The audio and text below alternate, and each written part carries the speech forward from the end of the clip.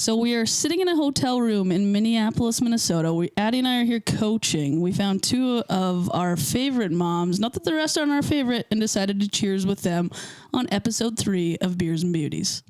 Doesn't matter if you got Coors, Busch, Bud Light, or a local shop's IPA. All beers are welcome at Beers and Beauties, baby. Let's go. Okay, buddy.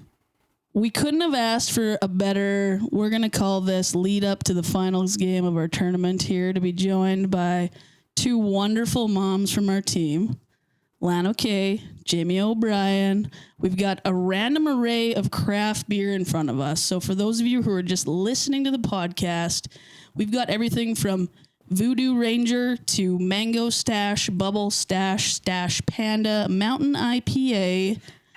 It is a great day to be at the Beauties Sports desk on the road. I'm happy to be on the road with you, my friend.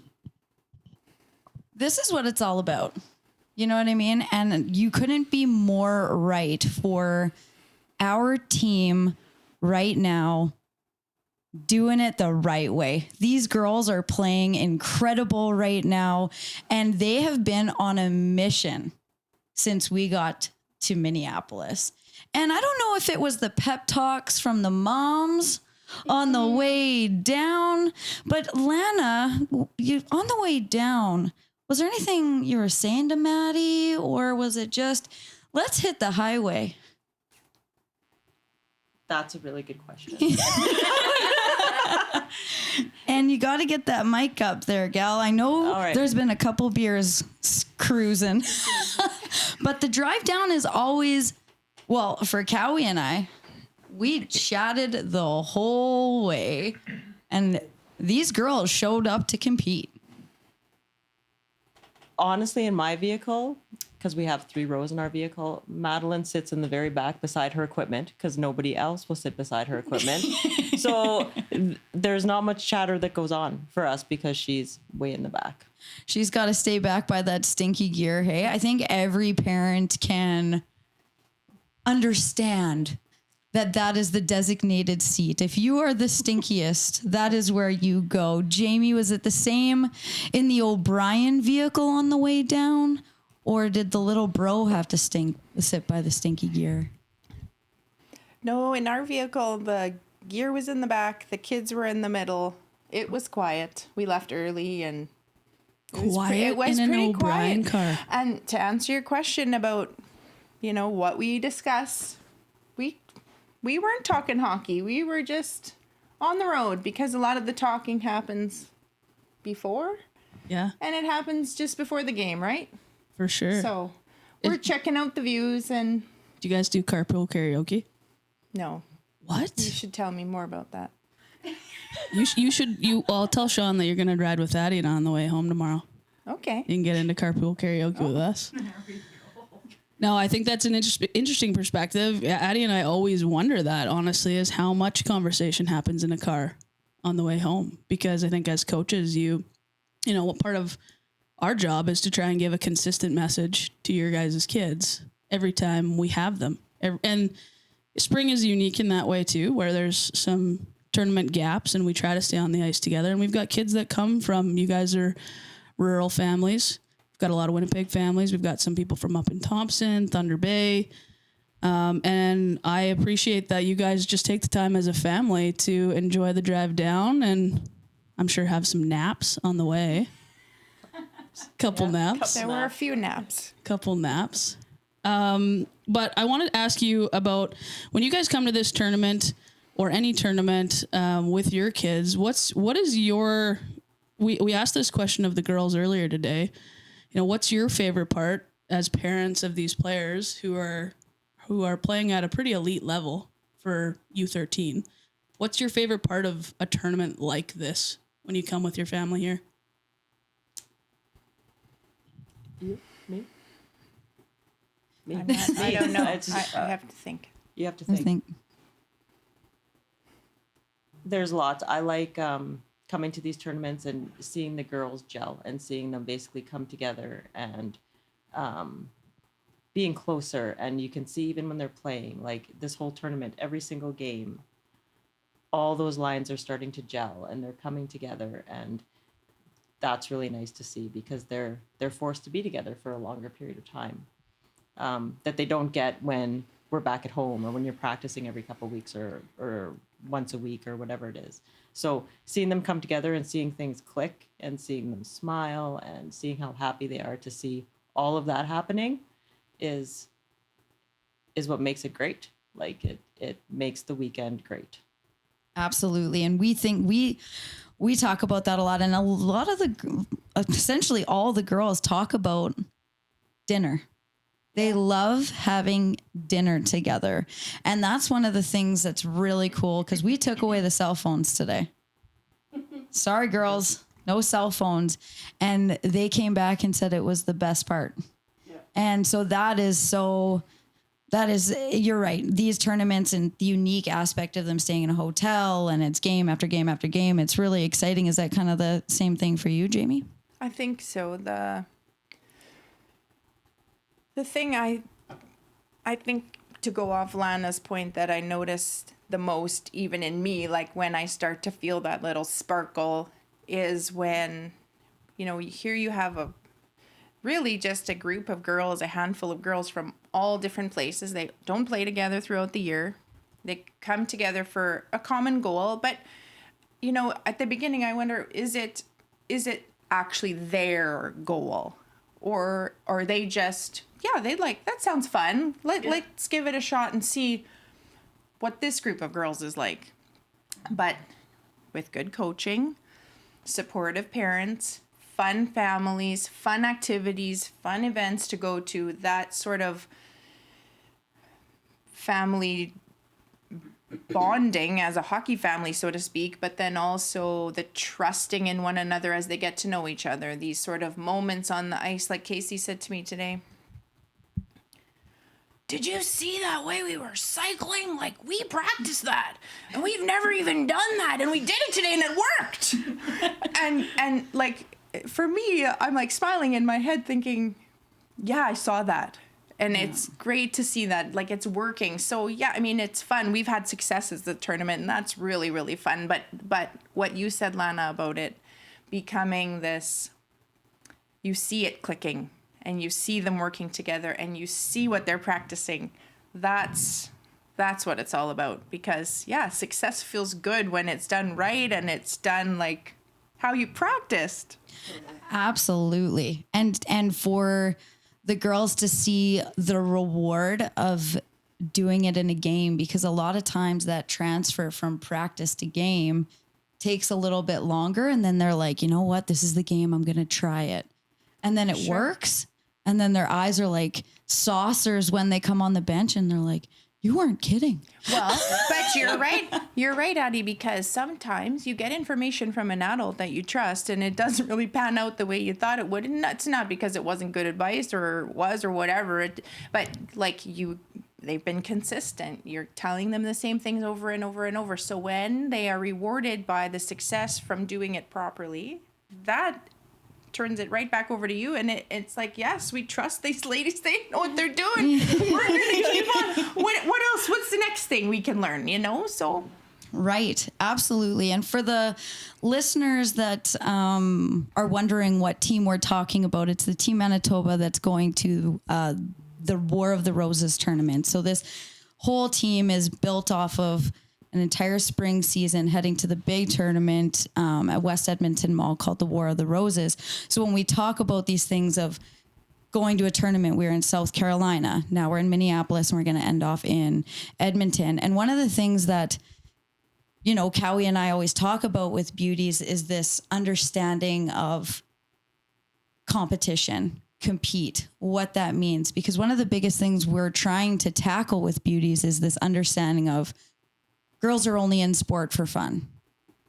And as parents, I would love to hear your perspective on, that conversation of being competitive, because you can't be at these tournaments and think for 1 second that these girls aren't here to win and these girls aren't here to compete, and that these parents are not dialed in 100% to help their daughters get and reach to their goals. But there is still this perception within a lot of female athletics that it's always just for fun. So Lana, with your experiences with Maddie, is there anything specific when you're thinking about the competitive side of things that kind of sticks out for you as a mom? And you have a smirk on your face, so that's a good sign. My daughter is very competitive, almost to a fault, and I love her for it, and I respect everything that she does to be what she wants to be and to go in the direction that she wants to go. For fun, Madeline, like, I can see when she's playing, when she's having fun. She's either dancing or her head's moving or she's smiling and she's laughing and she's in her happy place. Like, whether it's going good or bad, there's one thing is that she won't give up. And she's been taught by John and I basically that, you know what, like, you're not going to win them all. You're going to lose some, but you have to grow each and every time that you play. You're going to learn something, whether you came out on the losing end or winning end, it doesn't matter. You're going to learn something. But most of all, for us in that way, we instill in her that you just need to be a good person. Like, that is what it comes down to. And as for the compete and that it's just for fun, it's not. She's got aspirations of doing many things as far as hockey is concerned, and whether it be with schooling and moving on, but she also realizes that she has to get an education, because unfortunately the way things are right now, it doesn't matter how far she goes, she can't support herself on the way that it is right now. So hopefully, like, you see changes, like, every day it's kind of getting better, and it seems like they're turning the page and moving on. So they're trying to get it that basically they can move on and make a career out of it. And I hope in her lifetime it happens. But if not, like, she will go as far as she can go, but realizes that there's also an education and life after hockey or whatever sport she plays. That's right. I don't even know if I answered the question you did. that you asked. You did. You 1,000% answered it. You entirely did. And it's funny because I think, I know I've said it on an episode or two that, I'm 34, and when I graduated from university, there was options for sure. Don't get me wrong. There was options to go and pursue. But I grew up very much in a world where the next step after pursuing post-secondary and playing hockey was get a job. That in my world, in my head, made the most sense. And, me now, adult me now, is telling every kid that if you have a chance to continue to play and not be an adult yet, because that was 21-year-old Alicia, moving home from university, getting a job, and starting life. Even though there were options, and they weren't, I certainly was not going to support myself financially. I would have, been like a lot of athletes who've gone overseas or whatever, but followed the dream and followed the love of the game just because I loved it. And I was still young and able, and I didn't need to be an adult yet. And I think it's an interesting perspective to be in now, for me specifically, where I made that choice not to.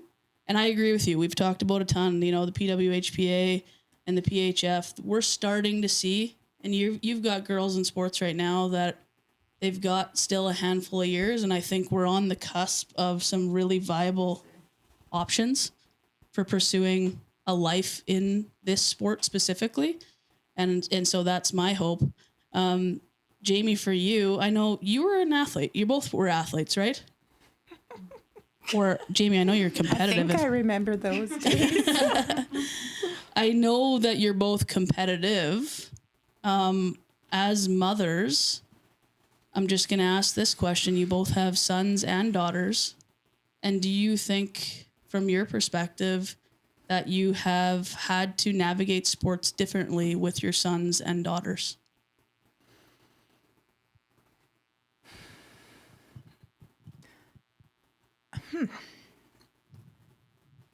That's a fun one, hey? I think probably I mean, Casey's our oldest, so we are just navigating away life, right? Yeah. With the first child, like you kind of, I don't know, it's all about navigating. Plus, and this is something I've started to ask myself more is my children have very different natures. So is that because one is a female and one is a male? Perhaps, but I don't know. I'm not sure. You know, when you compare stories to parents with both gendered children, they will compare them like, oh yeah, that's a boy thing, that's a girl thing, whatever. But for Casey, our daughter, for her, and like talking more about the competitive theme, if that's what we're still on. Are we? there. Are we still on there? Go there if you want to. Okay. Yeah.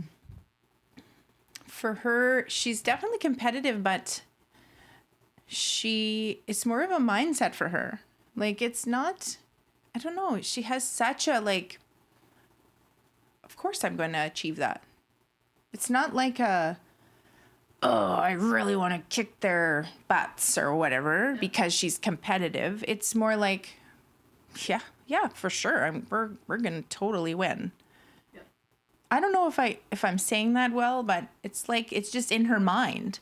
And she teaches me about that, about just positivity and being like, confident maybe is part of that, but in a healthy, she's not, you know, I don't know, at 12 if you can be fully yourself, but she's very just, of course we're going to do great. We're going to just do good. And I know I will.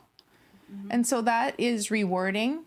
And I don't know, maybe that came from Sean and I, but I feel like some of it has just always been her. So she's been very easy in terms of motivating that way. She does it a little bit on her own, mostly on her own.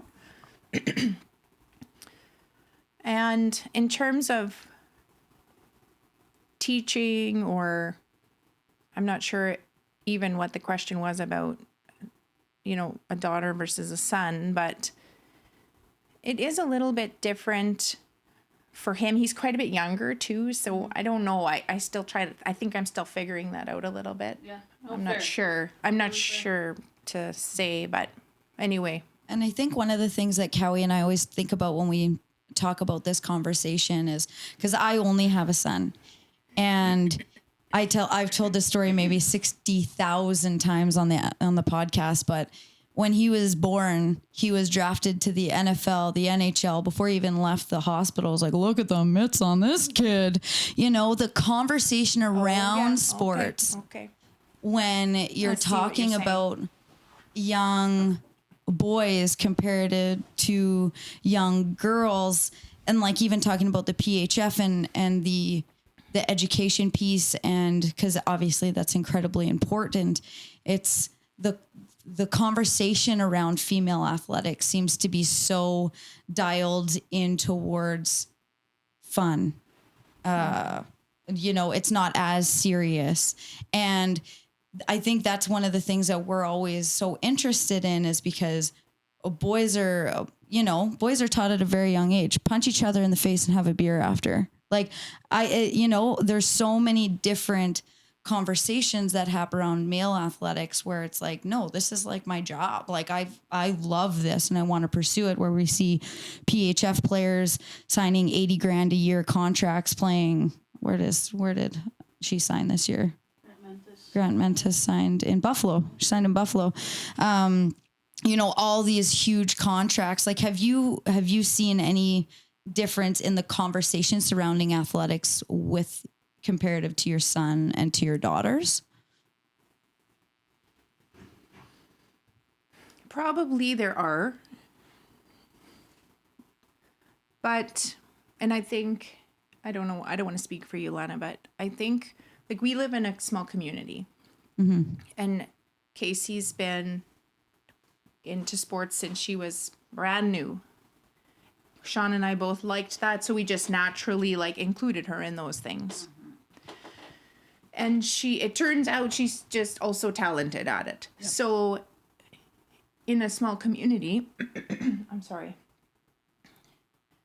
when you're talented, it is like, it's sort of just, became natural that she was just a part of that world. It wasn't forced. It was just natural. And she fit in very well. And, you know, like, she's a great kid and people want to be with her. So it has been pretty good. For sure. Oh yeah. Yeah, that's great. And that's like, you know, it's not sorry. It's not saying one or the other. It's just that conversation of, you know, just the natural kind of conversations around sport. Because I do think a lot of people are thinking about putting their daughters into sport a lot more. The conversation of the after piece, I think, is still that one. If that makes sense, if I'm saying that right. Well, and I think that's what Lana said, is right now the reality is that we have to be realistic about what the dream is. For sure. Right. And the goal is to be a well-rounded, respectful human. Well, and that's where, I mean, if we're just talking about parenting, I feel like that's my job, right? That's my job. Yeah. At the end of it all. Yeah. And if that can become something, you know, like, of course, she thinks she's going to play in the NHL. Yes, she does. Yeah. And there's no way I'm telling her she's not. Well, we were talking about, and your kids probably aren't video gamers, but I grew up with NHL 94. I'll never forget it on plain Nintendo. And I still have a PlayStation. And women's hockey players, for the first time so I've been playing like video games since 94. And now you can play as a girl in NHL. And I think how funny of a conversation for me to have as a 34-year-old talking about playing video games in my basement like a loser. I saw you vidden out with the girls this morning I know, at right? breakfast. I was. They were like, Cowie, download the game. Download the game. I'm like, I can't. I'm too competitive. I don't want to get beat by 12-year-olds. You know what I mean? But the fact that it took that long for a simple act of putting a girl, because there's been female hockey players for that long. True. And it took us that long to finally put a woman inside of a video game that would allow a Casey or a Maddie to play with a female hockey player in a video game.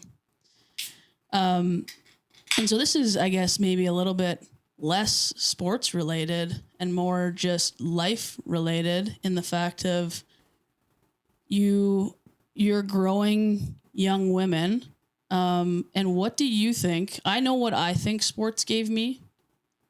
What do you hope sports gives, or what do you think sports gives your kids that's going to allow them, if there isn't a professional league to pursue, that is going to allow them to be that well-rounded, respectful human being in whatever path they choose in life? I don't know if your show is long enough for that.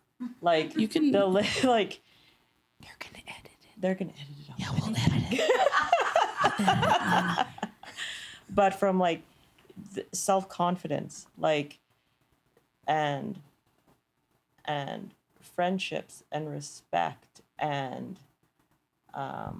like being a team player, respecting your coaches, respecting your referees, respecting anyone who's at the rink.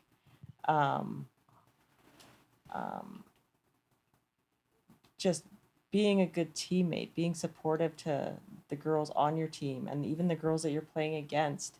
And like the list is so long of things that, and I'm talking, and I'm not even thinking about my kids right now. I'm thinking about me because I played sports growing up, and those are all the things that I got from it. And I assume, and that's why I put my kids in sports, because that's what I wanted them to get out of it. I'm like, it's great that you're in shape or you're being athletic and not sitting on the couch all day and getting out and doing something. But the friends that I have from when I grew up playing ringette, and yes, it's ringette, it's not hockey, but some of them are my closest friends now. Like, and we started playing together when we were like 6 years old. So the friendships that they're going to have, and different for me because when I grew up and played, like we always kind of stayed in we had the same team from like birth to whatever. I even play ringette with Trina, like right now, like we're on the same team. But where it's different for Madeline because she's had the opportunity to play on so many different teams, and even Sadie, like our middle one, like Sadie plays boys hockey in the winter, but she plays boys spring hockey, and she's playing with kids that are all from all over Winnipeg, and even this team, we have kids from Thompson and Thunder Bay, and well, Madeline and Casey played last year, and they're playing with kids from Alberta, and like the friendships that they have, and even with social media the way that it is now, they can connect and stay connected. Like it's unbelievable, like what sport actually does, and the different ways that you can venture off and meet people and people through other people, and the list is, there's more things that I just can't think of right now, and maybe you'll touch on what I left out, but like all of those things. I don't know. I think of one real life example that happened this past hockey season, actually, with Madeline and Casey. And, you know, Casey was in a tough spot playing Madeline's team. They both play mixed hockey, so boys and girls on the same team playing against each other. And, you know, whatever, something crappy happened to Casey on the ice, and Madeline as her opponent and one of the other females on the ice, you know, stood up for Casey. Right? And so, yes, all the things Lana listed, but also just being like good to each other as fellow teammates, opponents. But it was nice because Madeline, another female, recognized like that wasn't right and I need to do something about it. So like it's so much bigger than just two little towns playing against each other, right? Like honestly, it impacted our friendship and our family life. Like it really was an example, and I'll always be grateful to Madeline for that, but also John and Lana for that, because that comes from parenting. And like we remember these things, right? So then it's your job now to go forward and also do the same for others. Yep. So it's huge. It's sport, and we talk about it all the time, is the coolest vehicle like for life, because not only can it take you around the world and meet amazing people without even knowing it, it's teaching you life lessons on, you know, like you even say self-respect, like you learn about what it takes to be a good person, and then you see people struggling. And that was one of the things the girls brought up today. What's a good teammate? Somebody who supports somebody who's down. Right. And, you know, these aren't old kids. And these are girls that are in sport that recognize that, you know, you can have a bad day, and sports is the one thing that is teaching you, like, we bring each other up. Right. We work together and on the ice. And we talk about that even with work, right? Like you see so many different times in work where it's like, okay, well, maybe come at it from a place of empathy. Like, how can we work together and help this whole thing through? Right. So was ringette. Let's learn a little bit more about the sports we played, ladies. Let's do it. Let's get right into I it. did not play ringette. You did not. So Lana, what you played No ringette, judgment. and I just didn't play it. did you have multiple sports? It was ringette, the I played ringette and softball. two classics. Yeah. I feel like Lana's a softball ringer. Yeah. Oh yeah. Yeah. Yeah. Look at her So face. no, I'm not a ringer. I'm not, and whatever. I do a little bit of slow pitch here now, like and again now, and like not great, but whatever. But my son loves soccer.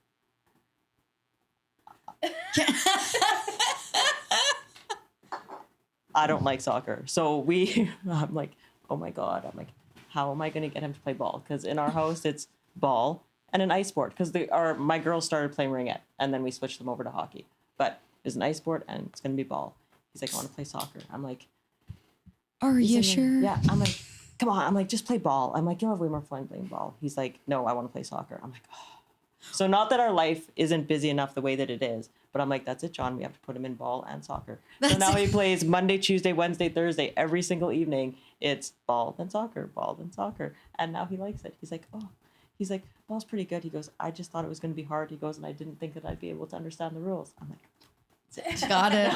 Got it. so hopefully next year we can just like cross soccer out. We've talked because we cover a lot of the NWSL, the women's league, how they end first and foremost in a tie. How do you end a competitive match in a tie and the free kicks? Penalty kicks. Diving all over the place. Oh, yeah. It's a lot. It's a mental thing for sure. Were you shortstop? For some reason, I look at you and I'm like, you're a shortstop. Or a center fielder. No, I wasn't a fielder. I was an infielder. I was either short or third. Knew it. Oh, yeah. Knew it. Yep. Love it, Jaime. Well, I really love soccer. That's the best. She was so quiet. And I know that she does. I do. And I'm like, But maybe Jaime can offer us some insight, because we said it's obviously a part of soccer that it is the culture of soccer that ties are a thing, and that we will decide the elitist of highest caliber Olympics does not matter in penalties. And those poor goalies, but it's like It is soccer. it is, and I think that I feel like on one of your other podcasts you talked about this too, specifically about the Canadian Olympic team when they won. And I remember Steph Labbe, like, she's like, oh, She was eating it up. doesn't matter. Oh, the yeah. game's like the goal's going in, whatever. I'm just going to smile. And if I happen to get my fingers on it, good for me. Right? But that was legit her interview. Yeah. So Was that actually your sport? Soccer? yes. And yes, soccer. So Casey plays soccer. Yeah. And I dabbled in the track and field. Casey also was a rock star at track this year. She just won a provincial silver medal. I know, right? Yeah. Rock star. So yeah, that I would say those are my two like faves. So I was decent. You can tell you have 13. She's 13 now. You have a 13-year-old when you shorten decent, a 2-syllable word, to dece, a 1-syllable word. That's how you know you got a 13. I don't know who your viewers are, but you know I want to just keep it young. This is Gives the wave. For those of you listening, we just had a wave to the camera. We'll probably cut it out. It's fine. Is that old lady? Hey, you know what we didn't really do off the top of the show is, learn more about you. So what do you both, let's Aren't just you rewind learning for a it sec. Where did you grow up? We know that you've played ringette and fastball, softball, and soccer. And what do you do now in your life? What's your career that you're in now? Lana? oh, me. I work at the airport. We're in radio. We can tell. For the Canada Border Services Agency. I'm a border guard. That's it. Cool. Wait, do you know Kim? Kim Oh, yeah. O'Brien? Yeah. Totally know Yeah. Kim. You like they all know each other? Yeah, but she's better now. Like, she's, like, moved on, and I'm happy just being, like, the low rung, like, the bottom of the barrel. Like, I never want to get promoted. I just, like, I don't have aspirations to be There's something to be great. said about closing your laptop at 5 and leaving your work there. Yeah, Totally. it's a true thing. Yep. Jaime O'Brien, what do you do? Where are you from? I live in Morden, Manitoba. I grew up there too. Were you born there? I was. No kidding. Lana, where were you born? Winnipeg. Okay. Like Fort Garry, Winnipeg. Yeah. What do you do for a living, Jaime? Well, I'm a registered nurse. I manage a very busy surgical and maternity ward. I love it. And I think there's like a unique aspect of this that's when you play sports and then now you get to watch your daughters play sports and get to see like what is the experience. And this is going to be maybe a little bit of an emotional question, but like when you see your daughters doing so well and competing and growing and they're so strong and they're such great people, like is there a sense of like you remember yourself going through all of that and you're so happy that they've chosen the athletic kind of pathway? Do you know what I mean? Mm-hmm. I think, yeah, I do feel that. I feel very proud. I have always a voice though in my mind saying, I didn't play hockey, so that's something new for me. But yeah, like even watching her run these races, like over these last few weeks as they got to provincials, it was just sort of, and I would give her some advice. No, she didn't need it. But definitely like this sense of, oh, I think I know how she's feeling. But yet she's such her own person.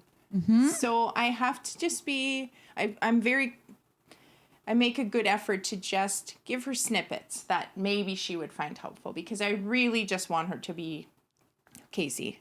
And so I try to keep myself in check about that, because it's easy to just like, I don't want a mini me. That's not cool. Oh, for sure. I totally. And the hockey, well, that Sean said, we're giving her 1 year. I'm putting her in hockey in kindergarten. We're putting her in 1 year. And I'm like, she's too small. We're not putting her in. Well, You lost. the rest is history. Yeah. You lost. Yeah. I enjoy watching her. I like watching her. The benefit for our children that play hockey is that John and I both did not play hockey, so we actually know nothing about the sport. Oh, I didn't know that. We don't give hockey advice. That's what your coaches are for, and we try to do our best to be positive and tell them to go out there and do great things, do what your coaches say. But as for like the after the games or the discussions or that kind of stuff, we're not knowledgeable on that side of it. So we'll talk about, how do you think you did? How did it go? Or like, how you had a good game, or that kind of stuff. But there's no hockey talk, for sure, if that makes sense, about the actual way that the game is played, because we don't know. Like it. It may be a blessing in disguise, honestly, because it is hard to. I think about that. I mean, I don't have children, but I have nieces and nephews, and it's hard not to give feedback. And I can imagine as a parent, it's probably one of the most difficult things. Like you said that, Jaime. It's like, I gave her things that I knew she could take or leave. If she felt value, she could take it. And if she didn't, she could leave it. Yeah. And that's... Well, and I mean, they're getting older too, right? Yep. So a lot of the formative stuff is behind us. So now, yeah, it's tricky, but it's true. I mean, to hand them over, like, so now, I mean, the two of you are coaching the girls, and even, like, so here's an example, and I don't know, I hope this isn't too personal, but we always debrief the game after, because, well, Sean, I mean, he's involved with Casey's hockey life a great amount. And he does it for Mac too. He does it for both of them. And you know, the feedback loop, I think for Casey in particular, is part of what she does need from her dad. I'm usually present for it. So, you know, I don't have hockey knowledge either, but a lot of hockey knowledge actually comes from other places. It's not just about, you know, a certain play. Of course, a lot of it is execution and stuff like that, and I can't provide feedback for that, but a lot of it is like, okay, sensibility and accountability and working hard, those types of things. So that's where Mom comes into play a little bit. Sometimes I have things to offer in that way. But I think one thing that happened this weekend, which was very interesting, is we were chatting and we're having a good talk about the game, and the games have been so good and like lots of like great things to reflect on. And Sean sort of ended the conversation by saying, so is there anything, do you have any more questions that do you not know, you know, the answers to? And Casey said, well, I asked my coaches and they answered them, so I'm good. Cool.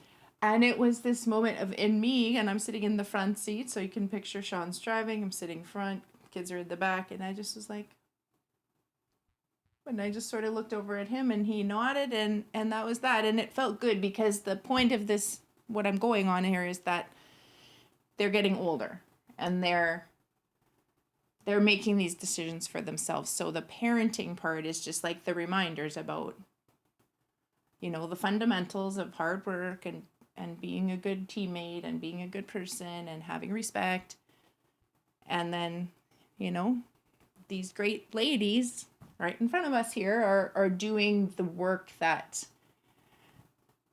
Yeah, they're running the drills. We're all sit and watch practice. And be like, that are "What beyond the hell is parents at going this on here?" stage. Oh, like, look at Right? your, I'm like, It's just beyond us now. And it's such a neat relationship and transition because... And to know that the girls are also like, you know what, Dad, you, of course, have basically formed me into the player I am with my mom's help and with the hard work that they put in. But now I need something different. So it's a little bit of stepping back, and that was a good reminder for me. Yeah, like there's other people in this world that are going to take these girls or any child, any athlete at a certain level if they pursue it, and add in the next steps, the next levels, the next feedback that they need if they want to continue. Well, it's very cool. and just to add on to that just a little bit, you are the first female coaches that Madeline has ever had. And you can see the difference. Not that dads and men are bad, they're good, but just a different perspective that you guys give the game because you guys have done it and you played and you can relate to her and the team in a different way that she hasn't gotten ever. Like it's always been a dad or a man, and they're good, but just different, just relating to them. I think this team is different for her. Yeah, we've talked a ton about that. And we said my exact words, I think it was 2 podcasts ago, as I said, I would never shit on the fact that a dad volunteers to coach. Never. It doesn't happen unless we have volunteers. Totally. And so agreed. That's not what we're saying. No. But especially when we get to the age that your kids are in right now, is that it is different. It's different to be a girl than it is to be a boy. There are differences in the game, and it is impactful. I remember when I texted you, Jaime, when we were starting coaching, and lots of the words we've been saying here, respect, accountability, and I said those things, and your response was, yeah, I think I do a pretty good job of that, which you both do an exceptional job of that. But it's hearing it from people who have lived the exact same experience. You know, we've gone through sharing our experiences with them and seen that sink into a different level of when we say you're going to hear, and they're at a point now in their hockey minds that they are thinking the game in a different way. Right. And so they can take in information in a different way. And that's our jobs, is to make sure that we give it in bite-sized forms and that that sinks in and they understand where it comes from and why. Right.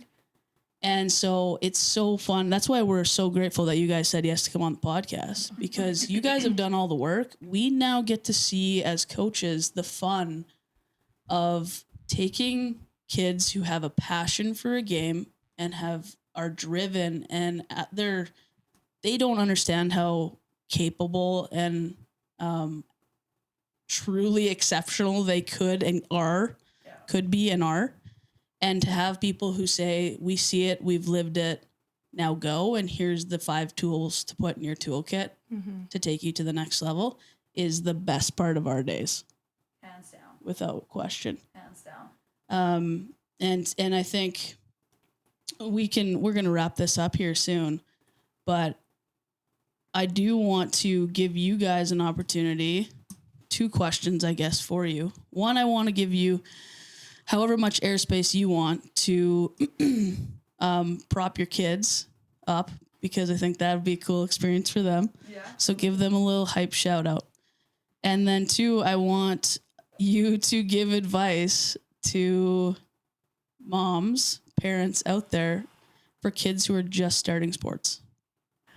Oh boy. Well, okay. I don't know. To give advice to a mom of a baby, Casey.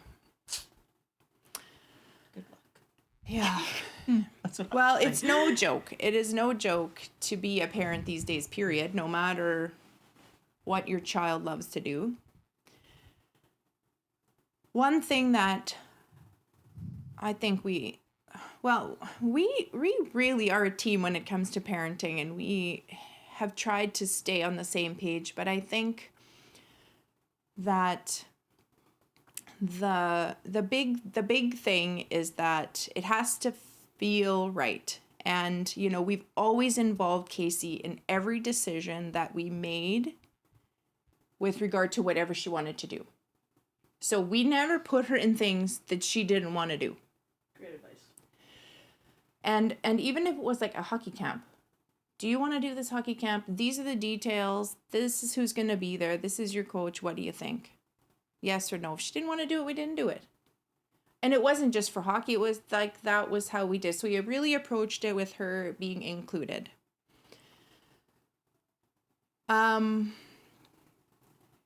This piece about fun, I know, like we talked about it before, and it is a little bit tricky. Like, when they're starting out, it really does need to be fun, right? And It still does. And so, I mean, we try to infuse that in what we can, but we also have always sort of parented a little bit like we did always push the kids, and not just Casey, but both the kids. Like, you know, not to push them into something that like we didn't want them to fail necessarily, like not because we wanted them to really do it. And it was like, well, you got to try it. If you fail, well, that's okay. It doesn't matter. But it was like we never sort of let them back down. Yep. And that I think I am proud of. In the moment, it's not easy and it's uncomfortable, actually, because to see your child struggle at something that maybe they're not comfortable with isn't easy. But it really has allowed Casey, for sure. Mac is like coming along, right? Yep. But she's older, and she now is confident, is okay with, okay, well, whatever. If I totally sucked at that, it's all good. And I see that in her. And that's not a feature, that's the wrong word, but like a quality that I admire in her, because she has been taught from the beginning, you try it. If you fail, it's all good. And you don't have to go back to that thing, but you got to give it a shot. And your dad and mom are going to be all good if you're not the best at it. Because you can't be good at everything. Absolutely. Unless you're Cowie. I'm kidding. Unless you're Cowie. Unless you're Cowie.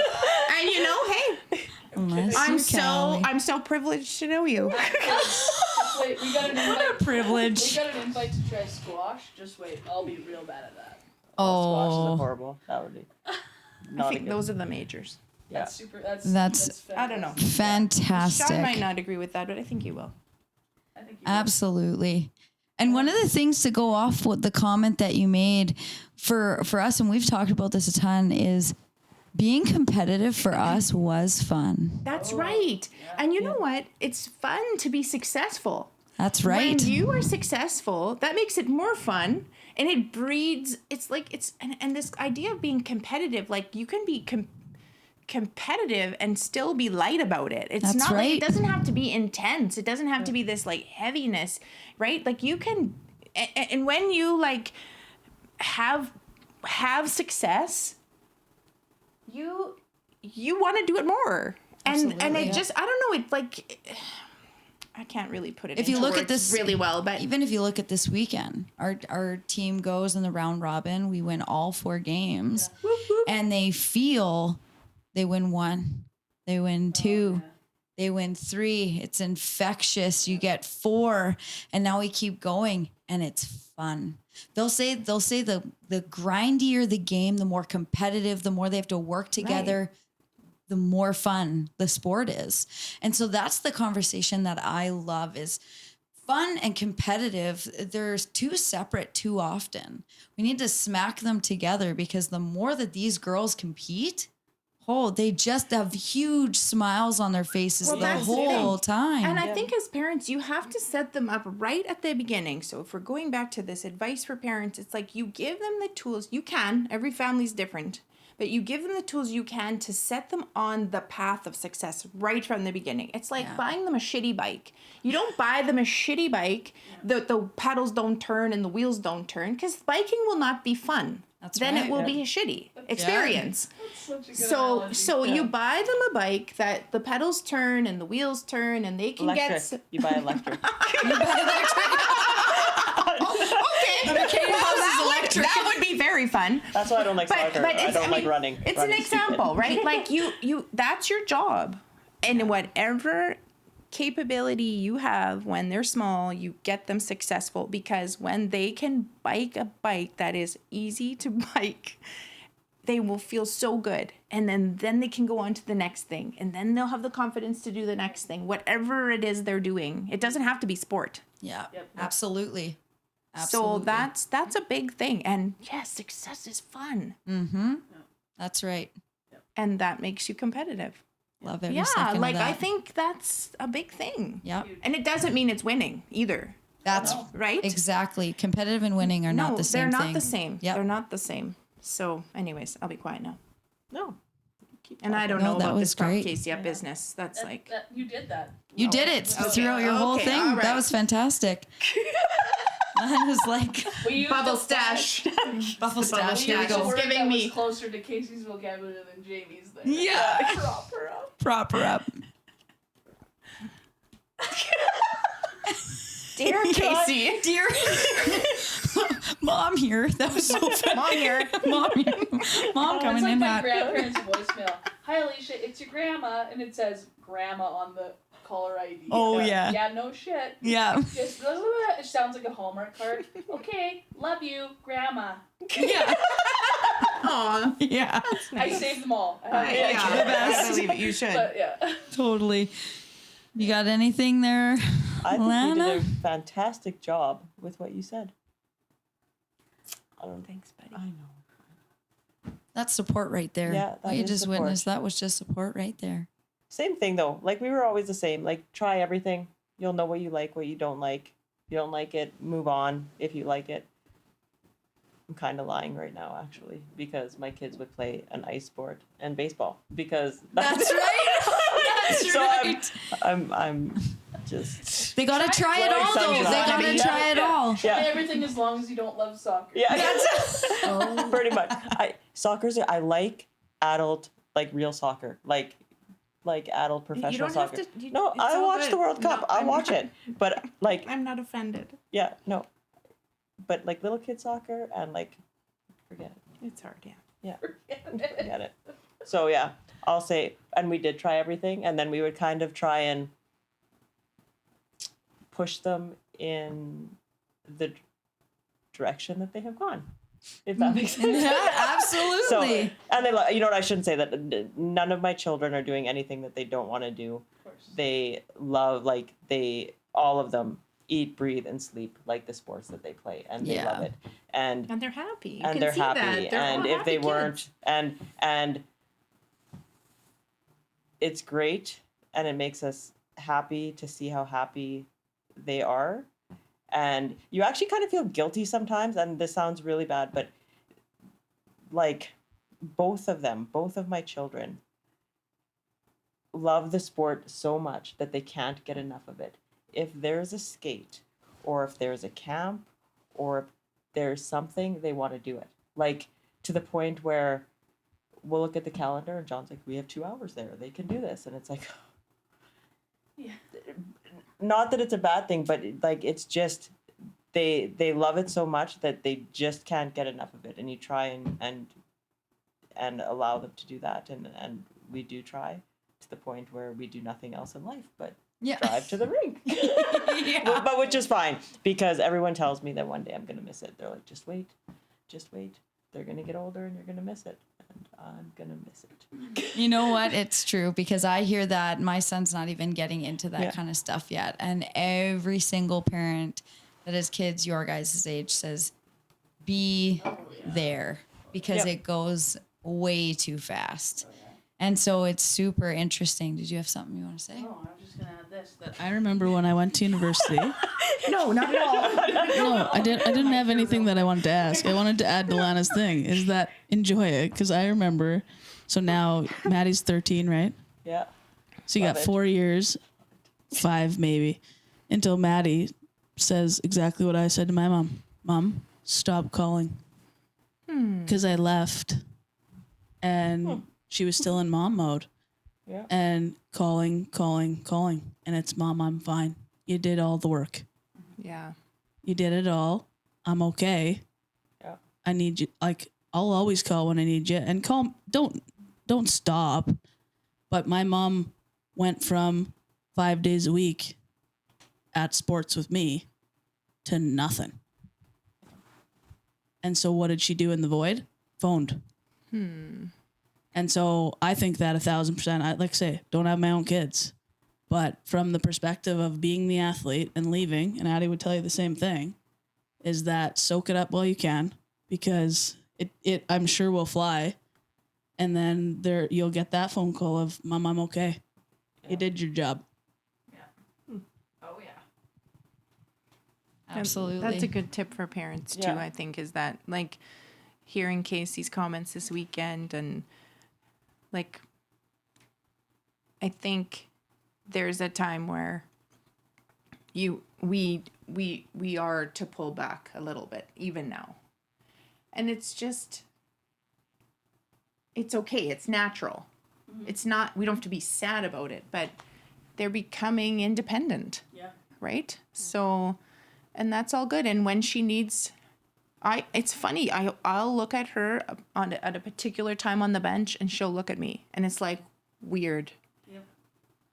You know, you just make that kind of like locked eye thing and it might be nothing. It might just be a thumbs up or like a get going kind of thing or whatever it is. But that's all it takes.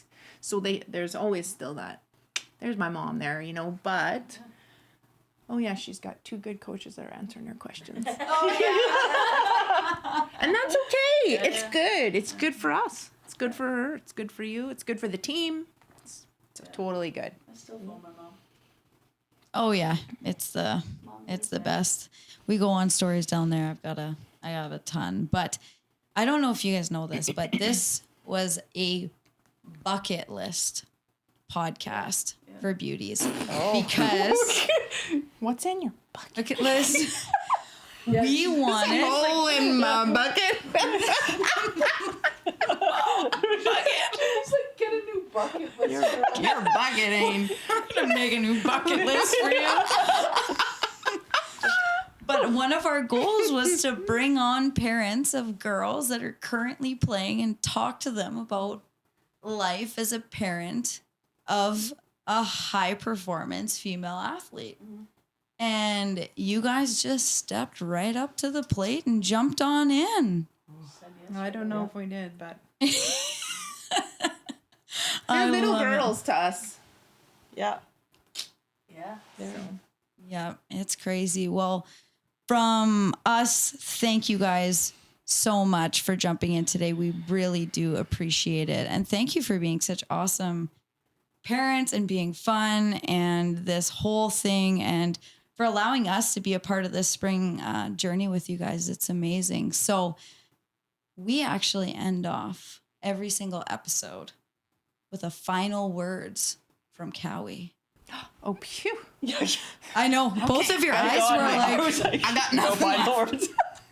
so thank you guys so much. We absolutely love chatting with you guys. And Cowie, final words. This is a unique final words for me because I have to say thank you to more than one person.